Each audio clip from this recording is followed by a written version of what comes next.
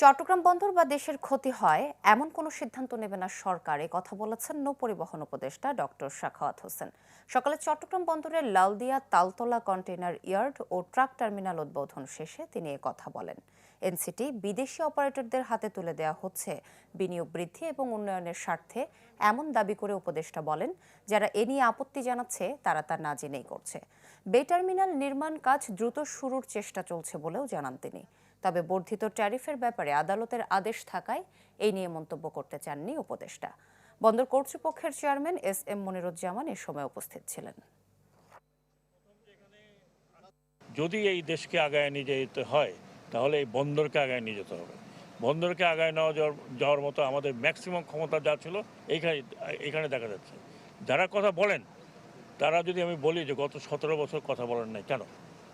গত 17 বছর যখন এখানে এই বন্দরে লুটপাট চলছিল সেটা তো তখন কথা বলেন। I am sorry, this is what আমি জানি আমার উপরে অনেক ইট পাটকেল নিক্ষেপ হবে, বাট আই ডোন্ট কেয়ার। হ্যাঁ, আমার কথা হচ্ছে যে আমাদেরকে একবিংশ শতাব্দীতে থাকতে হবে, একবিংশ শতাব্দীর বাইরে যেতে হবে। কিছু চলে যায়নি। অনলি পোর্টের এফিসিয়েন্সি বাড়ার জন্য আমরা আন্তর্জাতিক অঙ্গনে যাতে আসি, আমরা যদি বলছি, যদি আমাদের টার্মস অ্যান্ড কন্ডিশন ফুলফিলড হয়, যদি আমরা দেই, তাহলে আপনারাই দেখবেন, আমি জানি না আল্লাহ কতদিন আমার হায়াত থাকবেন, আপনারাই দেখবেন যে এই পোর্টের চেহারা বদলিয়েছে কি বদলায়নি।